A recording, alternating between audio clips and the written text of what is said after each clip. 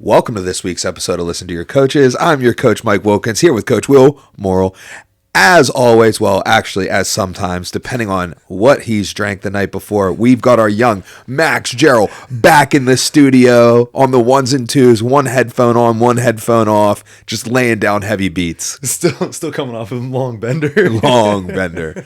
All right, cool. So let's get right into business. Will, why don't you take the good people through what we did this weekend? All right, so Saturday morning, we drove out to Baltimore. Yes, we did. To corner a fight, Mr. Hounddog Hoagie. That's right. But before we get to the fight, dude, you and I went back in time. Bro, like, I haven't been somewhere since the internet's existed that was this packed for no reason. Dude, so especially a mall. Anthony's fight was at a casino a little outside of Baltimore. Maybe it was Baltimore. I don't know. But yeah, it was at a casino, really nice. But right outside the casino was a pretty large and nice mall. Like had it was like attached kind of. It was like one big complex. I think was the casino attached. I think the They might not casino. have been, like, I think the physically physical attached, building was separate. But it was like one big complex. It was one big complex. But the mall was pretty nice, really big mall. Had like a Dave and Buster's, a cinema, a medieval times, right? Like just like, and then like your normal like mall stuff.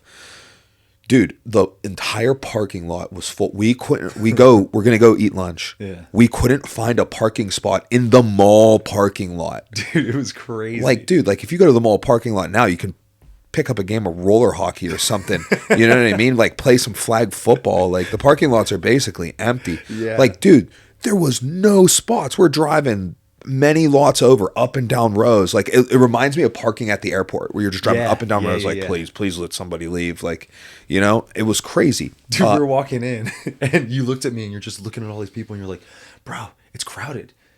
Do they not have the internet here?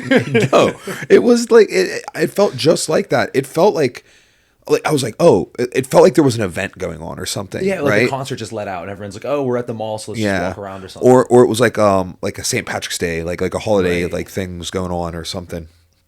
But no, it was just a regular Saturday at this mall. Yeah. So. You know? I mean, maybe a little bit of like the weather just breaking and becoming nice or whatever, but like the weather gets nice here. Yeah, it doesn't get like that. Yeah, it was so busy. Yeah, so after our little trip back to the 90s and getting some wings, we go to the casino, we check in, we get our, license, all that kind of stuff. And we do.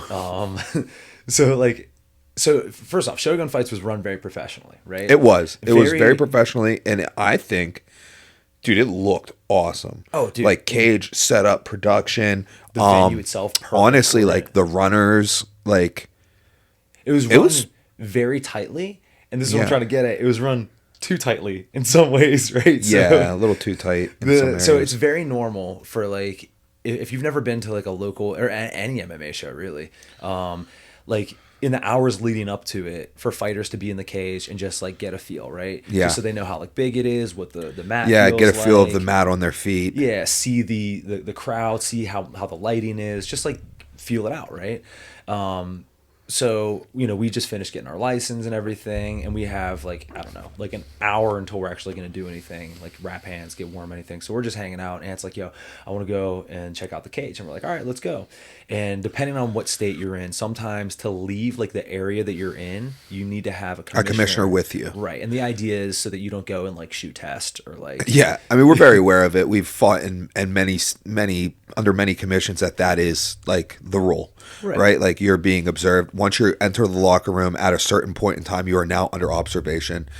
For them, it was right after the drug test, right? So Anthony got drug tested. Now he's under observation. So we go up to the commissioner. There's several people.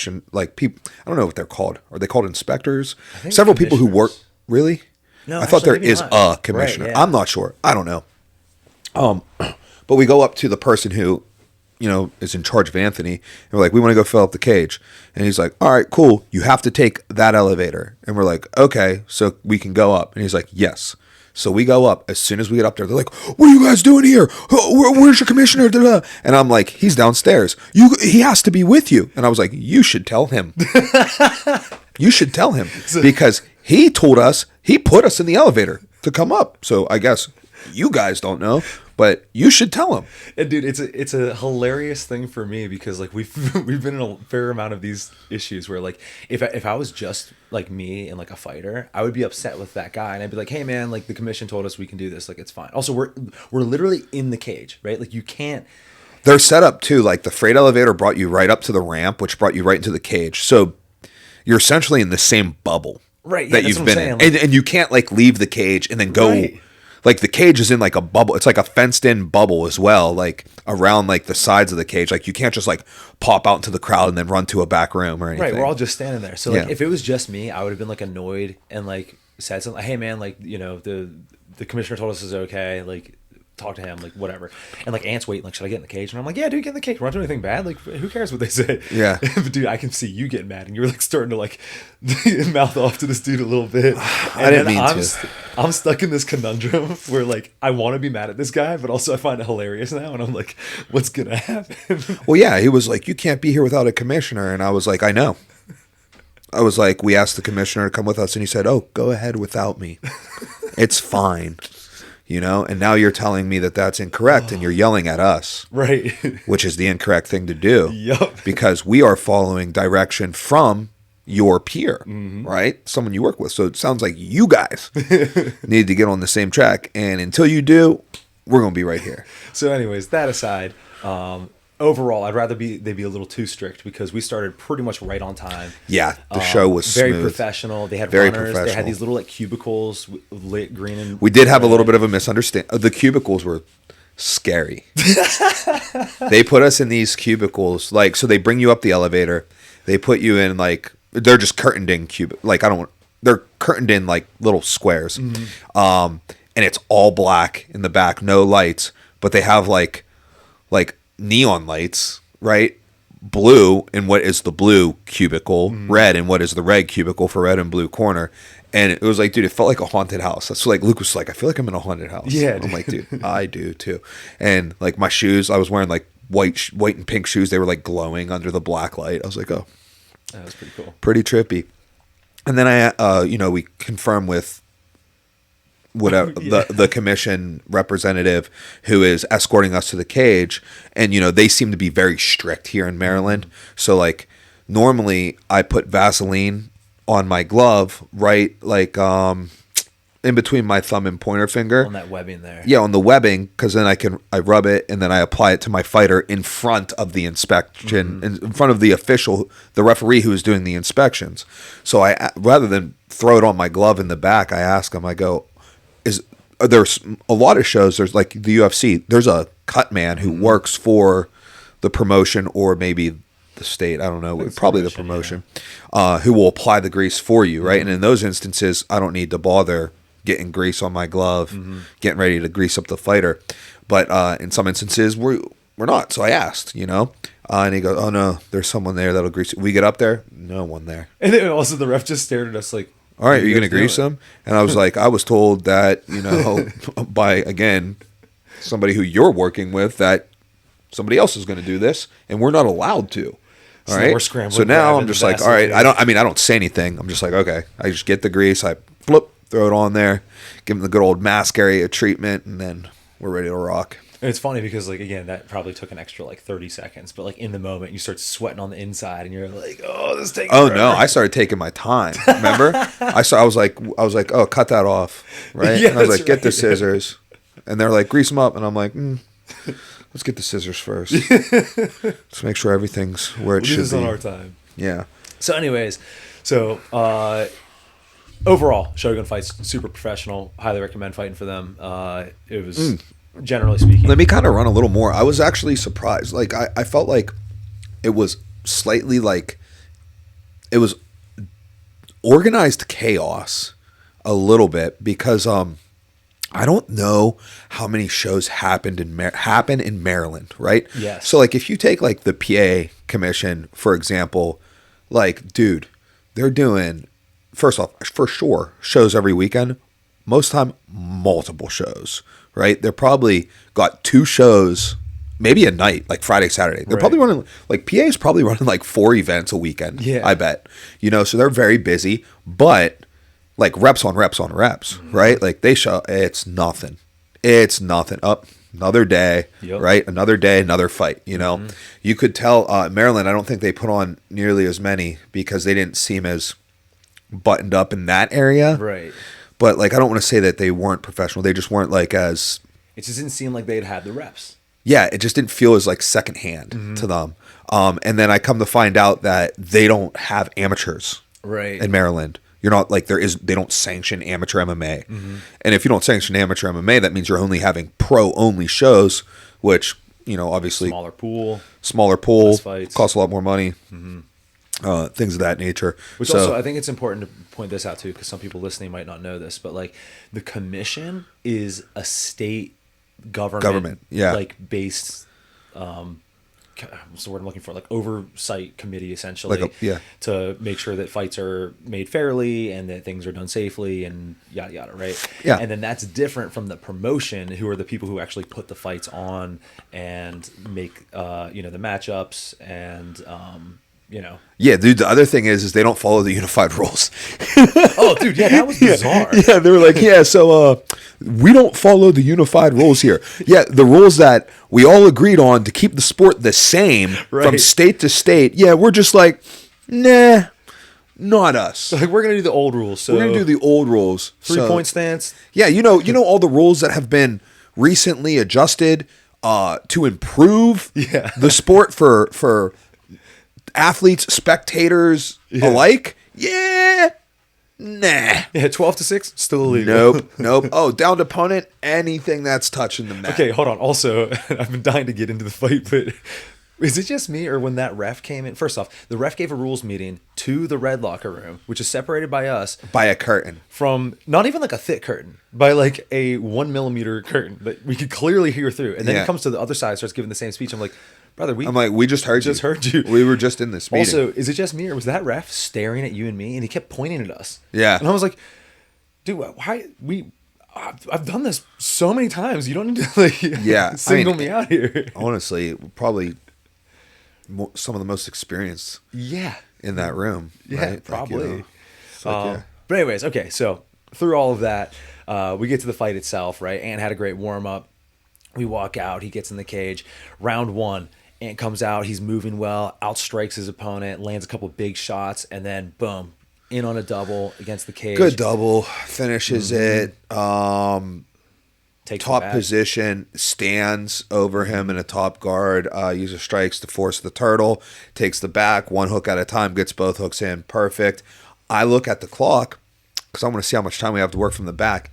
There is 3 minutes and 34 seconds left. Yeah. Like and I'm like, dude, 3:34. We're already on the back. I'm like, this fight's probably over. Yeah. Right. And, you know, maintains back the rest of the round, fighting for strangles, you know, softening up a little bit. Probably could have took some opportunities to do a little more damage, which would have made everything a little easier following it. But nevertheless, like a very dominant round. Super dominant. Pretty much didn't get hit, rocked him. Yeah. Big takedown, ground and pound, dominant position for 3+ minutes. Let's put it this way. It was a dominant 10-9 round, but had he have had like 2 or 3 times where he was either yanking hard on a choke that or maybe cracking, or posturing up in like big shots. Yeah, he was in a position to get a 10-8. Yeah, exactly. He was in a position to get a 10-8. Right? It was not. It was a 10-9. Right. But he was in a position to get a 10-8. So then second round comes out. He got touched in the cup a little bit, and then unfortunately got caught in a guillotine. So he gets put in a standing guillotine. Reacts really well to it though. In a way. So he's fighting it decently, but he's not stepping outside the cross leg, drops down to the knees, actually runs a single leg on the proper leg, hits the corner all the way around, drops him down so he's cross-side in the guillotine, which is a notoriously difficult place to finish a guillotine from unless you are Chris Dempsey. Yeah, I was about to say, unless you're Chris Dempsey. Right. So he's in a fairly safe spot there, but he's just not clearing his head. Not clearing his head, but in a safe spot and cross. Starts to lift his hips, which allows his opponent to get back to a closed guard, and then he was able to seal it off from that closed guard position. So he succumbed to the guillotine choke in the second round. Yeah, and sometimes you guys will hear us give our fighters advice or tell them what the next steps are. We're not going to do that. And I talked to you this morning. You know what to do. We'll talk later. Right on. So, not the most not the outcome we were hoping for, but No, yeah. it's a tough one. It's a tough one to swallow when and I feel for Anth, but when your fighter is noticeably a level above that his opponent, and then you don't come out victorious. It's just tough, Yeah. But you and I always have fun road tripping together, so Yeah, I mean, I had a good time. I'm always happy to support Anthony and help him in any way that I can. of course. All right, so I think we right. have some more NCAA wrestling to talk Yes. about. So breaking news: as of a half hour ago, they announced Now hold on. You can finish that. But They then announced the don't say it. Hodge Trophy. All right. So what is the Hodge Trophy? So we're talking NCAA Division I wrestling. The Hodge Trophy is wrestling's Heisman Award. All right. It is given to the best wrestler that year. Yes. So before you say who got it, I do not know who got it. Right. Right. Also, didn't watch the whole thing. Obviously, saw a couple highlights, and you and I discussed it last week. I would like to make a guess as to who I think got it. Okay. Okay. I have a first and a second pick. Okay. There were 3 finalists. Oh, okay. Do you want to know the finalists? No, let me give my 3 and then just tell me all of it. Okay. All right. So, finalist number 1, the kid who beat Gable. Yes. Wyatt Hendrickson. Correct. Okay. Number 2, Starachi. Correct. Okay. Number 3, the kid with the 6-foot girlfriend. No. Oh, okay. No, he had a loss this year, and a loss typically disqualifies you. Oh, interesting. Okay. Yeah, he had a loss in season to Okay. Drake Ayala of Iowa. So then who was the third finalist? Mitchell Messenbrink. Okay. So the kid with the crazy pace. He actually had the highest bonus percentage of the year. Yeah. So the Hodge, He's the Penn State kid, right? That you showed me? yeah. yeah, He's yeah. super fun to watch. Right. Yeah. So it was Mitchell Messenbrink, the 165-pound national champion for Penn State, Carter Starachi, the 184-pound champion for Penn State, and then Wyatt Hendrickson, the heavyweight champion for Oklahoma State. They were the 3 finalists. So let me give you my guess then. I think Starachi got it. Okay. All right. So it basically got weeded out. Mitchell Messenbrink kind of got weeded out, and it was like between, even though he had the highest bonus percentage. So there's 3 like criteria, right? It's record, or there's 4 criteria, but the 4th one's kind of bullshit. Number 1 is record. Number 2 is dominance. Number 3 is quality of competition. Number 4 is sportsmanship, which is just in there, to be funny. So record, they were all undefeated. Mitchell, since he kind of got like weeded out a little early, I can't quite remember his record, but Carter was, I think they were like 26-0 and 27-0. Oh, okay. Wyatt and Carter. Yeah, okay. yeah. Wyatt with 1 more win. Right. So, record same. Yeah. Okay. So then you go down dominance. All right. So then it starts to get into what is dominance?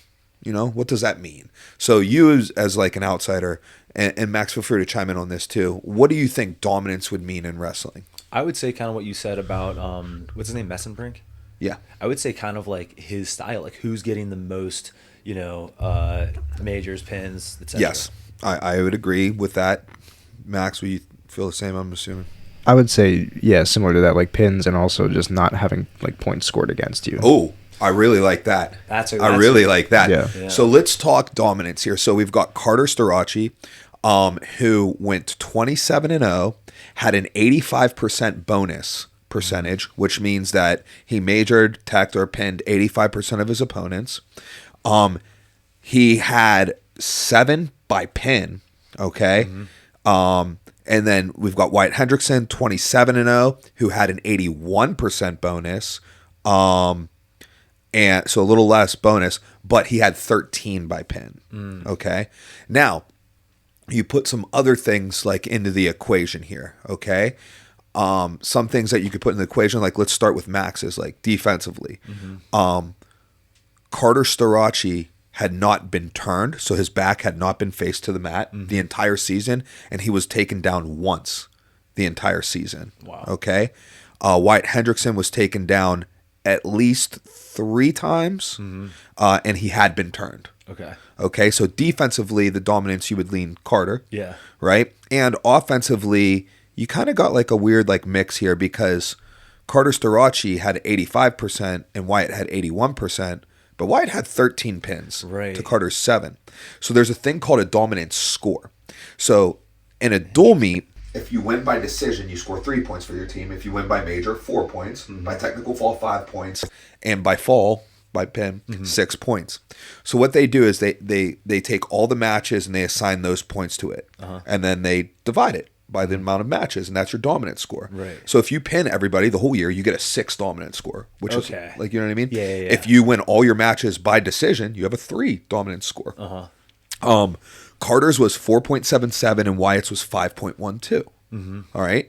So, you know, like it's like bonus percentage, Carter. Right. Dominance score, Wyatt. Pins, Wyatt, right? But that plays into the dominance score. No, I don't want to jump ahead too much if I'm skipping over something, but is it kind of like an MMA, how there's like criteria and it's like first this, and if this is equal, now we go down to this? No, it's just like it's all kind of it's so this is also done by a vote. There's like there's a certain amount of like journalists and media who get votes, and every former winner gets a vote based on what they've won too. So for example, Cale Sanderson has 3 votes. He's won 3 Hodges. Ben Askren has 2 votes. He won 2 Hodges. Okay. You know what I mean? Like stuff like that. Right. So strength of schedule is factored into this. Like, so now we go to strength of schedule, Gotcha. right? Quality of competition. Okay. Now I would imagine the same, you know, bell curve. I imagine heavyweight just not as good, right? So yes, generally speaking, heavyweight is not as good, but maybe you try to adjust it towards like the weight class. So throughout this season, Carter Starachi wrestled 10 other All-Americans, and Wyatt Hendrickson wrestled 9 other All-Americans. So fairly comparable. Carter Starachi's bonus rate against the 10 other All-Americans, 60%. He bonused 6 out of 10. Wyatt Hendrickson's 44%. He bonused 4 out of 9. Right? So then when you go to quality of competition, that goes to Carter. You know, you're like, okay, more dominant against other good wrestlers. Now, let me ask you this. Did you just get all these numbers just when it was announced, like 15 minutes before we started? No, I had these numbers from before that. Okay. I've been in like 4 arguments about the Hodge. Dude, it's still over incredible. The past week. I'm in a group. I'm going to shout out one group chat that I'm in. It's me, Ryan 3K, Jack Kinsella, Lucas, Luke Martin, Andy, and my cousin Jeremy. And me, Ryan, and Luke Martin carry that chat, bro. Dude, I was about to say, dude. We carry that chat. You can make it First 3 off, people. First off, it comes as no. This could come as a surprise to some people. I bet you to you guys it comes as no surprise. But Luke Martin knows his shit. Right? Yeah, you know I mean, I I know. But you'd be like, oh yeah. Right. Why? Why you're saying that? Oh, because he's a national champion. No, because he's an OW, right? Like those guys actually typically know the least. Yeah, I was about to say they know the least about what's going on. I right? was shocked at how big of a fan he was, given how good he is at wrestling. Dude, I'm just so thankful he is. Yeah, dude. yeah. Like, I'm like, bro, I need you. Like, yes, I need you. So anyhow, let's get back to the Hodge. Right. All right. So like this is getting pretty even, right? Like. Wyatt's got the pins, Carter's got the bonus percentage, plus he's got the bonus percentage against better quality competition. Yeah. One thing this award is not supposed to be about is past accomplishments. Right. It's just this year. Right. It's just this year. So a lot of people are like, how are you going to, how is the first and only ever 5-time national champion never going to win a Hodge Trophy? Right. That's crazy. Right.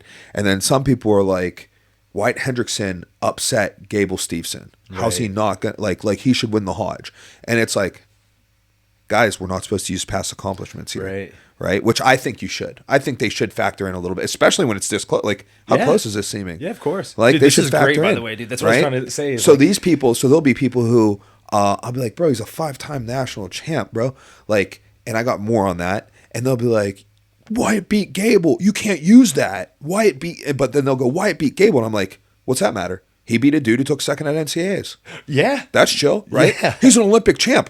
That's a past accomplishment. Yep. So what, are we not allowed to use past accomplishments for the nominees, but we're allowed to consider the people they win against past accomplishments? Or is this a single season award? Yeah. You know? Yeah. The other thing is, so if you start to factor in past accomplishments, which I mean, the voters gotta subconsciously, it's still in there, right? They know these. Like things. Carter's the first and only 5-time champ, which can lead us down another fun topic of he's the only one who could have done it. Right. Yeah, because of the you year. have to have won your freshman years in exactly 2021, the year where eligibility was free. Yeah, so he's the only one who could have done it. So like every 4-timer would have been a 5-timer. And I'm like, we don't know that. Right.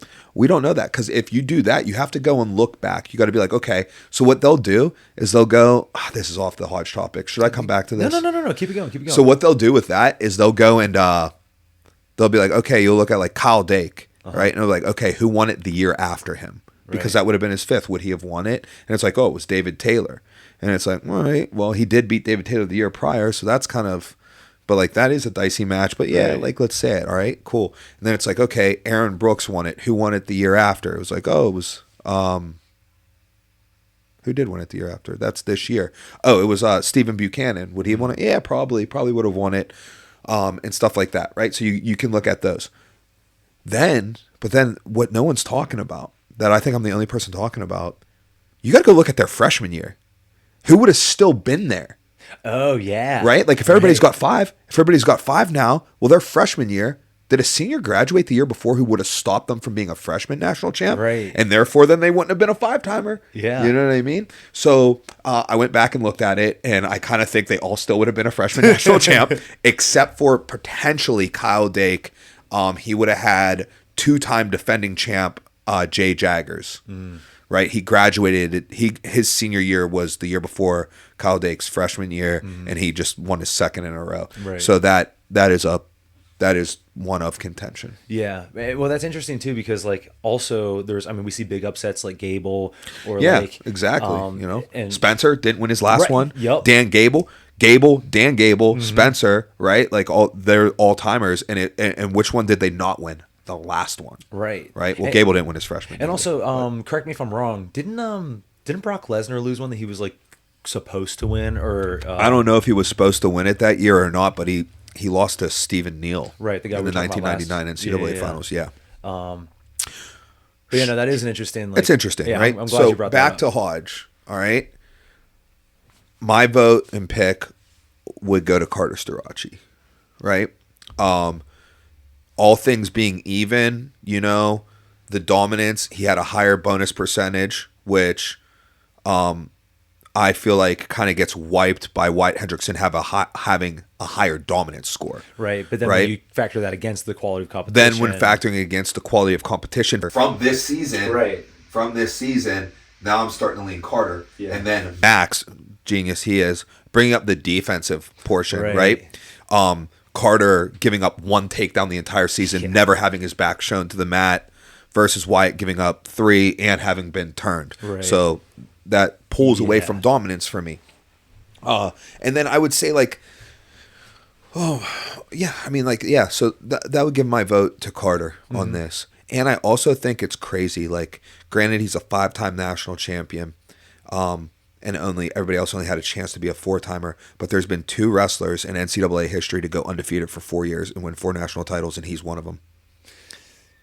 Right? Like, that's incredible. To me, that plays. He's a 5-time national champ versus a 1-time national champ.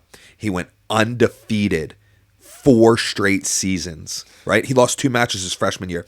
He lost a dual meet to DJ Washington, and then he lost in the Big Ten finals to Michael Kemmerer, who he then beat in the national finals that freshman year. And then he didn't lose a match again. Yeah, 4 years. That's so nuts.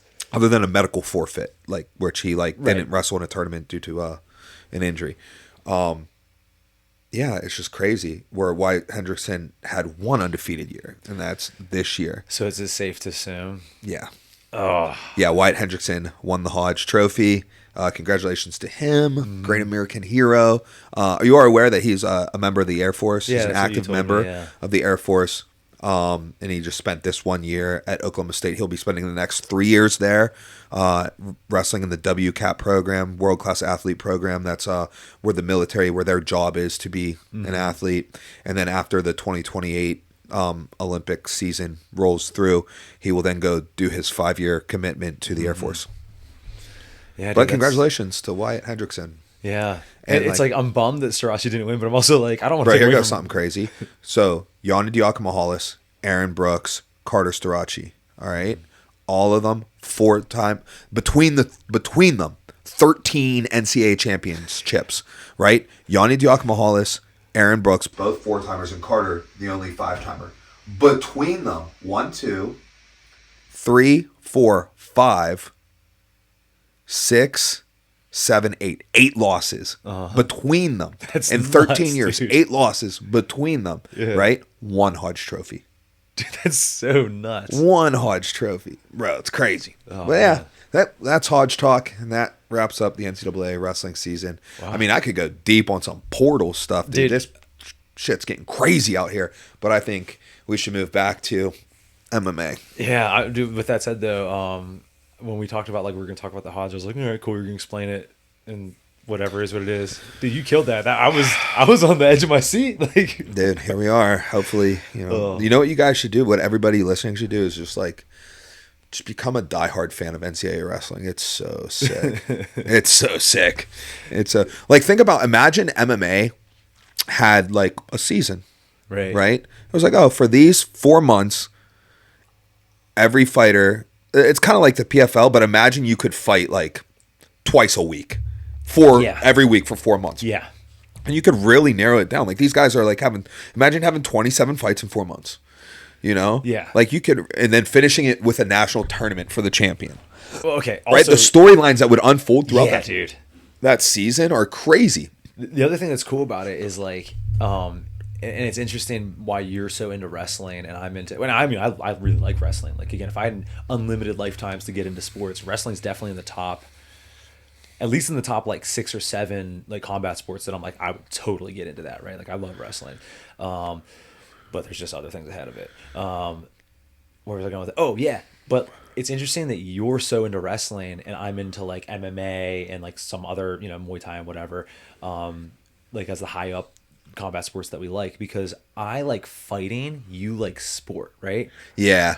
In my like, which again, some people get upset about this. Like in my definition of sport, MMA is not a real sport, right? It's way too subjective to be a real sport, right? Which it doesn't mean it's not cool, it doesn't mean it's not intense, whatever. It's just it's not a real sport, which whatever, it is what it is. Wrestling's a real sport, dude. It is. There's scoring, there's brackets that make sense, there's a date. Yes. There's a date you have. There's a date that it's going down on, and it's independent of the athlete, right? Like MMA, oh, I got hurt, we got to postpone this fight, right? Like, you know what I mean? No, dude. Like this chapter opens on this date and it closes on this date, right? And you're either there for it or you're not. And you have this spectrum of like sport and fighting and entertainment. Maybe it's not all one spectrum or whatever, but like fighting involves a lot of entertainment. It's driven by the fighter. So if this fighter drops out of this fight, they're not just going to necessarily run that fight on that date or like a fight on that date. They might just reschedule that fight or whatever because the star power, the entertainment factor. Yeah. Whereas like you're saying, there's a wrestling match. Oh, you're not ready for it? Forfeit. You know what I mean? Like, yeah. No, it's super cool.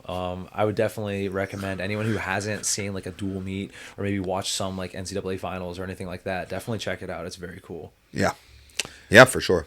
All right, so let's move on. So this weekend we have Moreno versus Ursig. What'd you think of that fight? I thought that I thought it was mid. Yeah, dude. Ursig, the whole story is that Max, get your mic ready, dude. Ursig throwing Bro, Moreno throwing some nice left hooks, and then I was like, I've seen enough. Yeah, shut it down. I guess we should just be transparent about it. Dude, I didn't watch this fight. We tried watching it before the show. I was like, all right, let's watch this fight so we can talk about it. We made it like 3 minutes into the first round. We're like, this fight sucks. We're like, we know everything we need to know about it. Yeah, like, dude, they're just going to do this exact same thing. We knew the outcome. Max said that they didn't do no grappling. Yeah, I saw the strike amount. So I was like, oh, okay, now I know the story. The story is Ursig threw a lot of strikes and Moreno threw strikes that mattered. Done. Yeah. And the pace wasn't as good as it should be for a flyweight fight. So man, I need these flyweights. Flyweights, they always mix it up. They have good strike. Like there's always a good mix of striking and grappling. Yeah. And whenever we lose that, unless someone's getting tuned up, right? Then I tune out. Yeah, we lose the beauty of MMA, right? Yeah. Like that's what's cool about it. With that said, watch some wild stuff happen. Like the first round was a little bit light, and then they just picked it up and went hard. And people get in the comments and get mad at us, but yeah, I don't care, dude. Yeah. If you're mad at me, I want you to email the Hodge committee and tell them what you think about Wyatt Hendrickson winning the Hodge over Carter Starachi. Oh, shit. All right, should we move on? Well, no, Max, tell us about Moreno Ursig. Tell us how motivated it got you. I mean, You've also got some other things. Hey, on the got you list here. motivated enough to show up to the podcast today, to put down the bottle. Put the bottle down for long enough to show up to the podcast. Yeah, I was like coming off my bender. Yeah. That fight, so I was still like Coming down. Yeah, it was. You already hit rock bottom. It was tough to focus on all of it. But it was, I mean, Moreno he did a real good job going in and out of range, all the way out, all the way in. Right as you were coming in and out of consciousness. Yeah. As I was like coming in and out, he was going in. It was that he just did a good job all the way up or all the way in. Nothing crazy. He got taken out at the very end of the fight to win the fight. It was just good round winning by Moreno. Usyk needs He needs to fight some dudes who weren't that good. He needs for a like little some rebound fights. You know what I mean? That's the Usyk kind needs of some fight that rebound is stuff. entertaining. Like when you watch it live, Right. Like, You don't know what's going to happen. But like when you know. Like I mean, Because Usyk has legit knockout power. Yeah. Moreno has the ability to like just if he smells blood, he's real good at finding a finish. But it's at the end of the day, we're just Moreno. Like he's clearly been in like a championship setting for a long time, and Usyk has not. One thing you guys can look at if you are interested in the rankings here. yes. A lot of people are, I think, rightfully submitting that Usyk does kind of need like a rebound tour because he got thrust to the beginning or to the Yeah. end of the, Yeah. he got put into a title shot. Clearly wasn't super ready, and now he's just fighting monsters. Yeah. He kind Right. of needs like a little bit of a rebound tour. You know what I mean? Yep. So I there's get a on lot board of with that. potential matchups. I think that he could look at. I was thinking like this one, Tagir Ulanbekov, but Hey, I'm curious what you guys does think. Tim Elliott still fight?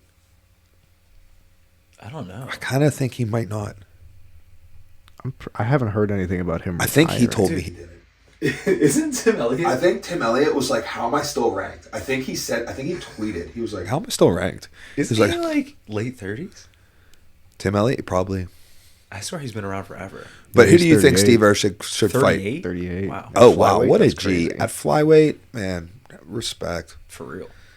Tim Elliott's also super fun. When was his last fight? His last fight was Sumadarji in 2023. Man, maybe See, he I doesn't told fight you. anymore. It's 2025, bro. Yeah. I told you. I swear it was him who brought it to my attention. Like on Twitter, Right. like the rankings were up, and he goes, "How am I ranked?" It's like, "How am I ranked?" Dude, that's hilarious. Yeah. Yeah, I mean, here's the thing is... Like, look, he's down. What's that next to his name? 7 spots.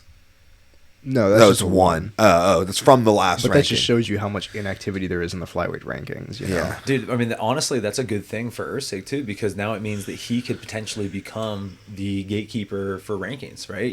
He could be the guy who fights the, I mean, obviously Joshua Van's ranked now, but like the past Joshua Vans, the guys who are really good but are outside of the top 15, because we know that the top 15 is real close. And if you get someone who's not ranked, they beat Steve Usyk, a guy who has fought in a title fight, and like obviously he's on a 3-fight losing streak, but like he's still good. That proves that like they really belong in the rankings. So yeah, there's plenty of opportunity for him there. Do you know how old Usyk is? That's let me check that. That's a good question. Well, who do you want him to fight next? I think he should fight Kai Asakura. He's 29. Dude, he's 29. Yeah, Okay, he's yeah. 29. So I think that's a good place for him to settle into, is become a gatekeeper, have some entertaining fights, make some money, fight for another couple of years, and then good to go. Dude, what you said, I love that fight. Asakura against Usyk, and also stylistically- Honestly, if he wanted to try to stay up, Tatsuro Taira. that's interesting. Too, Who did we actually. watch Tatsuro Taira fight? And we when were he was like doing that, the power half. Yeah. Who did Who he was that, fight? Max? Was that that wasn't Royval, was it? Because Royval beat him. No, it was. Oh. It was Royval. Yeah. He beat Alex Perez and then he lost to Royval. Yeah, it was Royval. Was that fight close? Yeah. Okay. Yeah, it was close. That was That's fun right. Yeah, It was I remember. close. It was a 3-2. So Royval's already fought Pantoja. Morena's fought. Yeah, man, this is just. It's a Yeah. bummer that our division is so gummed up at the top, but Yep. hey, is what it is. All right, let's move off it. Hey, you had something jotted down next to Usyk. Yeah, so this is from the UFC Mexico City card last weekend. There's this guy. He wasn't even on my radar really until that night, but my buddy texted me about him, Atiba Gautier. Okay. He's from Cameroon. I'll pull it up right here. Oh, is he the dude who got that insane knockout? Yeah, Real jacked? he got a crazy knockout, and he's not like he's jacked, but the ridiculous part about it, I don't even know how this works. Here's the KO. Oh. You see this, Mike? No. This dude's got some real power. Holy smokes. Finds the knee up the middle, right? This dude is from. They said he's 22. Yeah. 22. Which you got to take that with a grain of salt. A middleweight. So my comparison, my buddy compared him to Izzy for me, not stylistically, but as a frame to imagine. You know how like tall and lanky Izzy is. Mm-hmm. These guys are the same height. They're both 6'4", except he looks like that. Yeah. What? He's also got 1 inch longer reach than Izzy. What? He's 22 and he's riding a 6-fight KO streak. Is he undefeated too? He's 7-1. Dude, He I has think that one might be a decision loss. WWE 6'4", bro. I'm not sure about that. Yeah, he doesn't look that much taller than. This isn't according to UFC stats either. This is Topology. Look at my topology. I'm 6 foot. Guess how tall I am? 5'8". Oh, man. No, I'm 5'10". I like. Max. If you guys could see Max calling at me like, "What?" So you're not 5'8". Dude, I actually just saw like a meme about that, about some dude saying that he was like 6 foot, but he just tells everyone he's 5'10", just Yeah. to see everyone else in the group like, lying about their. Dude, Yeah, I'm yeah, gonna start yeah. doing that. I'm gonna be like, yeah, I'm 6 foot even. Just start telling everyone that. But he had that crazy knockout. That's his 6th knockout in a row, and he's massive for the division, and also only 22. I would like Yeah. to take a moment and respond to Joe, who replied to this Twitter post by ESPN. Joe says 0, and I mean 0 chance he weighs 186 pounds. More like 210, 220. Yeah, Joe. Where's that rock you live under? Hey, Joe. 185ers are Joe, actually welcome, 185. welcome back from Bikini Bottom, dude. Like, no shit. Is this your first day alive? Yo, Max, you What should an idiot. You should just keep going to ESPN MMA and let's just start looking at some comments, dude. There's gonna be 0, some and I good mean ones. 0 chance. Future champ, that's cool. A lot of people comparing him to Francis here. No. You should find That's some other kinda posts racist. and find some like comments because Mike can respond. Yeah, that's a good idea. Dude, I was telling you this the other day. We should make a whole video where you go through. Oh, that's right. I was talking about when we were doing Mike versus Reddit, where we actually get onto our LTYC Reddit. Do we have? I think we have one. Doesn't matter. And actually respond to them and make the video of you responding to them. You're like, listen, dude, this is why you're a dummy. Here's the thing. Here goes the thing. And then drop some hot fire on Yeah. them. All right. But Okay. anyways, yeah, no, this is That was interesting. interesting. And quite frankly, this is what the middleweight division needs is some I will keep my eyes out. guys outside of the rankings who are exciting because right now, Especially at that we still got 15 minutes. We're good. Okay. especially at that age, being 22 at Right. middleweight, like that 22 at flyweight is really good. 22 at middleweight, like you have a whole dude. lifetime ahead You of could go on a 4-fight losing streak and then come back and go win. a Yeah. championship. I just saw Exactly. something about that, and people disagree. With what?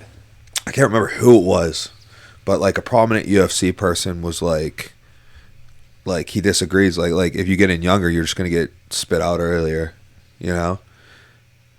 Yes and no, because if you look at the guys who have had like long, illustrious, 10-year plus, careers in the UFC, they all started when they were younger. You know what I mean? It's not like dudes get in when they're like 30 and then fight till they're 40. That's generally not how it works. Yeah. I mean, like, who are your examples? Like John Jones, but like, John Jones. can we not? Are we not? We're all pretty willing to outlier him. Yeah, for sure. But think Jim Miller. When did he start fighting in the UFC? Oh, he I assume probably. his early 20s. I would say late 20s, early 30s. Oh, really? I would guess that would be my guess. Yeah. Interesting. Okay, well that goes complete opposite to what I was thinking. I could be wrong too. This is just like how I feel. Frank good- Yeager was probably like 27. A good example would be Holloway.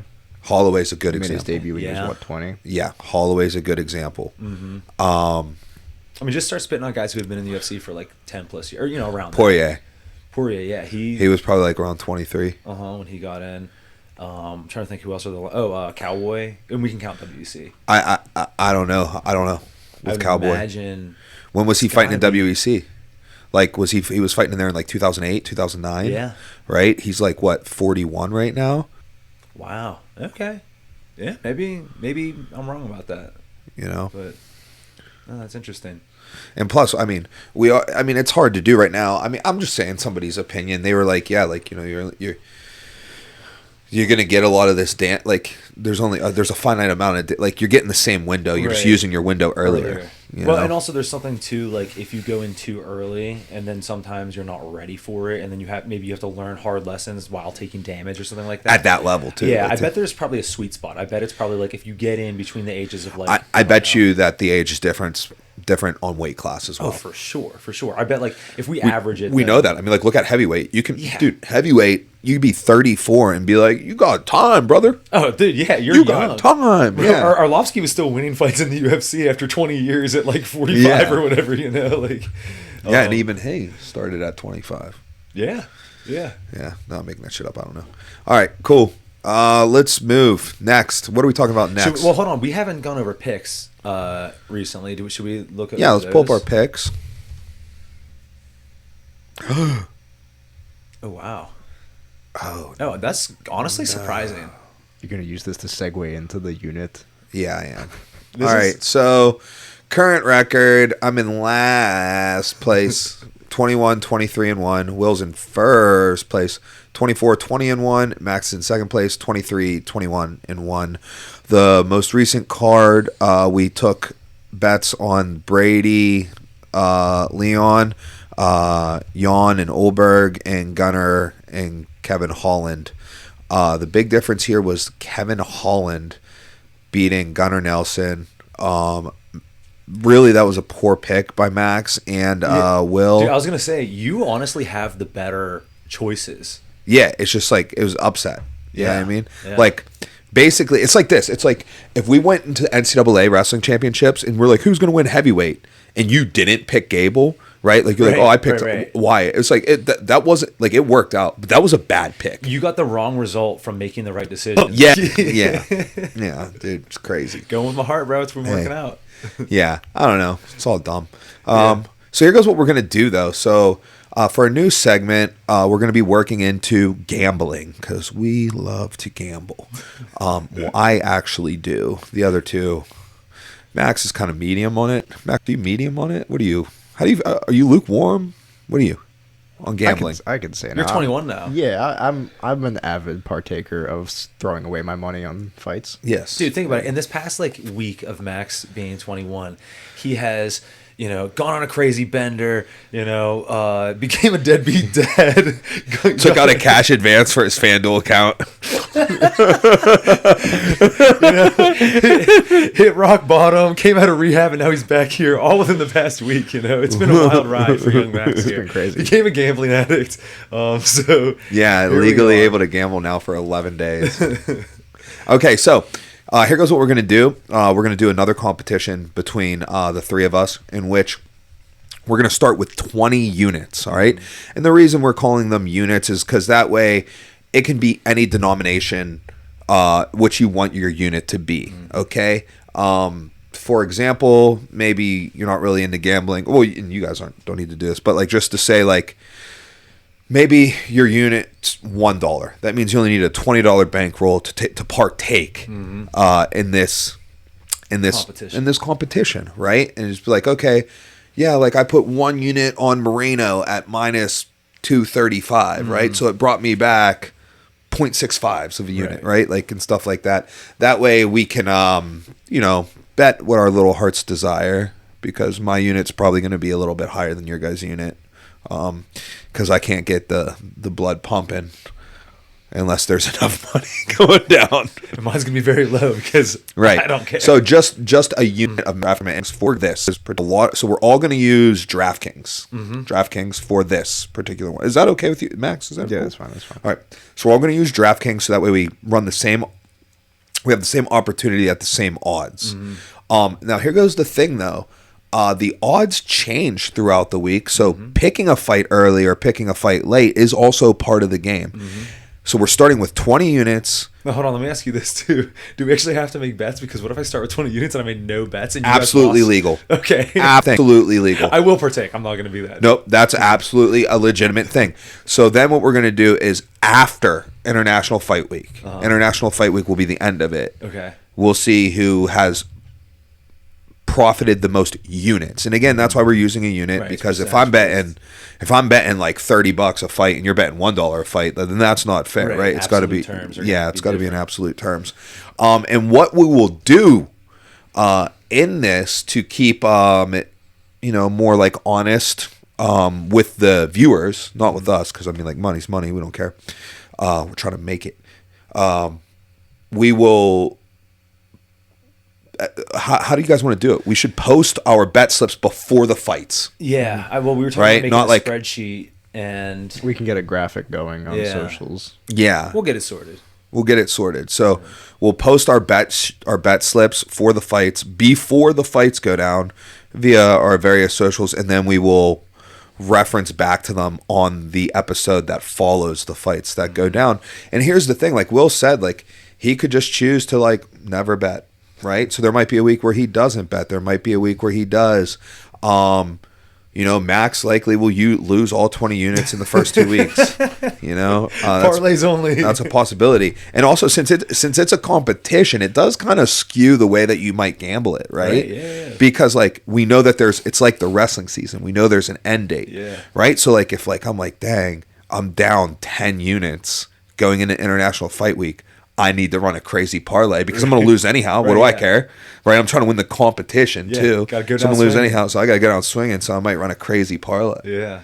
So that could influence it. But yeah, that should be a fun little competition between us now that Max is of legal age, which is why we had this idea many weeks ago. But why did we wait? Well, because Max was not legally able to partake. Now he can. So look forward to that. That should be fun.